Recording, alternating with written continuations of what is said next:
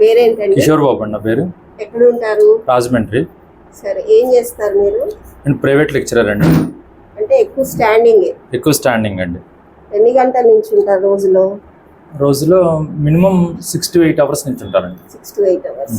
సరే, ఎన్నాళ్ళ నుంచి ఇది చేసే మీ ప్రొఫెషన్ వచ్చేసి 20 years ఎక్స్పీరియన్స్ ఉందండి నాకు ఈ ప్రొఫెషన్లో. సరే, ఓకే. మీరు ఏ ప్రాబ్లం కోసం ట్రీట్మెంట్ ఎప్పుడు తీసుకున్నారు దీనికి?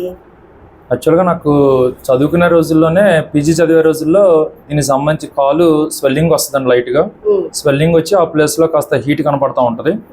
దీనికి వచ్చిన స్టార్టింగ్లో ఒక 3-4 డాక్టర్స్ని కన్సల్టేషన్ జరిగింది.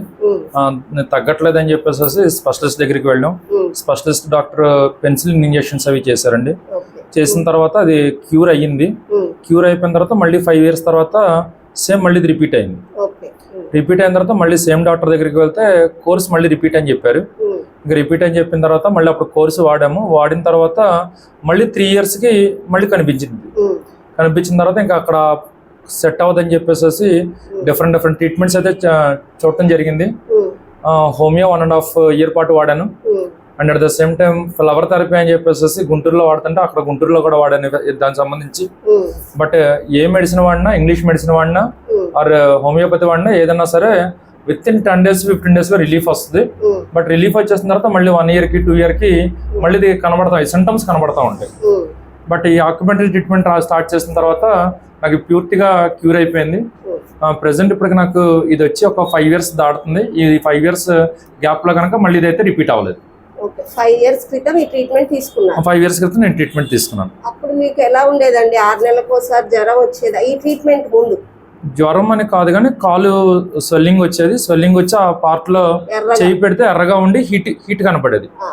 జ్వరం వచ్చినప్పుడు ఎలా ఉంటుందో అలాగా కాలు దగ్గర చేయి పెడితే హీట్గా ఉంటుంది. సరే, డాక్టర్స్ ఏమన్నారు దాన్ని? యాక్చువల్గా ఫైలేరియా టైప్ అని చెప్పని అన్నారు కానీ కన్ఫర్మేషన్ అయితే ఎవరో ఏ డాక్టర్ చెప్పలేదు. మీరు 5 years క్రితం మీకు తీసుకున్నారు, ఇప్పటిదాకా రిపీట్ అవ్వలేదు.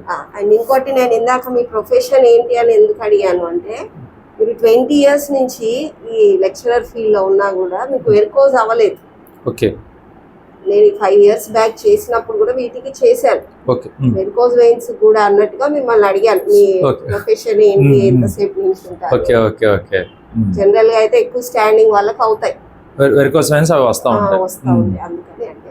సరే అండి, దీని నుంచి అయితే మీ కాల్ ఆల్మోస్ట్ క్యూర్ అయిపోయినట్టే. నా ప్రాబ్లం అయితే చాలా వరకు రెక్టిఫై అయిపోయింది.